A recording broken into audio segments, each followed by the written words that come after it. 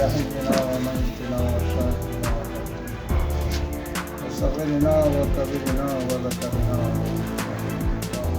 اللهم من رحمته ومن تعطيته منا الله سلام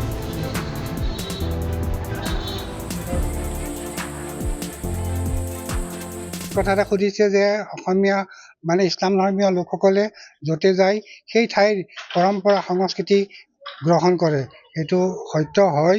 গতিকে সেই পৰিৱেশৰ লগত মিলাকৈ সকলো মানে সংস্কৃতিৰ লগত জাতিৰ লগত মিলাকৈ সেই সময়ৰ লগত সংগতি ৰাখি সকলো নীতি নিয়মবিলাক মানি লৈ ইছলাম ধৰ্ম মানে গ্ৰহণ কৰা হৈছিলে। আৰু সকলো ধৰ্মৰ লগত আমাৰ ইছলাম ধৰ্মত এটা কথা আছে, ইছলাম শব্দৰ অৰ্থ হৈছে শান্তি। সকলো ধৰ্মৰ লগত মিলি শান্তিৰে সম্প্ৰীতি ঐতিহ্য ৰখাৰ কাৰণেই একতাৰে কাম কৰাৰ উদ্দেশ্য হৈছে আমাৰ ইছলাম ধৰ্ম শান্তি প্ৰতিষ্ঠা কৰা। পোনপ্ৰথমে মই সংবাদসেৱী সকললৈ আন্তৰিক অভিনন্দন আৰু ঈদৰ উলগ যাচিছোঁ। এইটো হৈছে ৰমজান মাহৰ ঈদ উল ফিতৰ দিন। এই ৰমজান মাহত আমাৰ সৰুৰ পৰা ডাঙৰলৈ সকলোৱে ৰোজাটো পালন কৰে।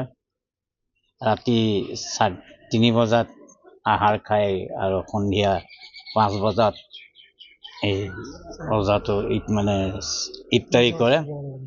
ই এক পৰম্পৰা, মানে এক আনন্দমুখৰ পৰিৱেশ হয়। সৰুৱে ডাঙৰক সন্মান কৰে আৰু ডাঙৰে সৰুক মৰম কৰে। মানে ঈদ বিহু একেই। ঈদ বিহু বুলি ক'লে সকলোৰে মনত আনন্দই লাগে, বিশেষকৈ সৰু ল'ৰা ছোৱালীৰ মনত বিশেষ আনন্দ লাগে। আৰু এই মছজিদটো বহুত পুৰণি মছজিদ, এই সম্পৰ্কে অলপ ক'ব। এই মছজিদটো আজি প্ৰায় 600 বছৰতে ভৰি দিলেহি। আমি শুনামতে আহোম ৰজাৰ চুহুংমুঙৰ ৰাজত্ব কালত এই মছজিদ ভাগ স্থাপিত হৈছিলে। এই মছজিদ ভাগ যেতিয়া স্থাপিত কৰিছিল তেতিয়া ইয়াত ব্যৱহাৰ কৰোঁতে লোহাৰ ব্যৱহাৰ নাছিলে আৰু চিমেণ্টো নাছিলে।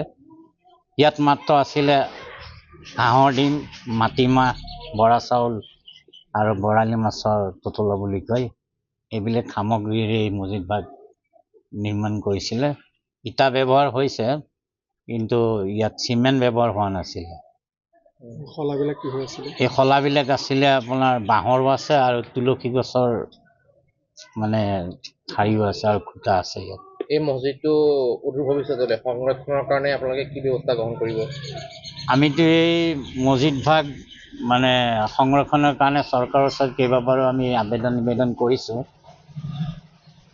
যোৱা পুৰাতত্ব বিভাগৰ ফালৰ পৰা আমাক মেৰামতিৰ কাৰণে 3 লাখ টকাৰ আমন্ত্ৰণ দিছে, কিন্তু বৰ্তমান আমি পইচাটো পোৱা নাই। পাম বুলি আমি আশা কৰিছোঁ। তেনেকৈ আমি মানে চৰকাৰৰ থ্ৰুদি হওক আমাৰ ৰাইজৰ ফালৰ পৰা হ'লেও আমি ইয়াক সংৰক্ষণ কৰি ৰাখিম বুলি মনতে আশা ৰাখিছোঁ।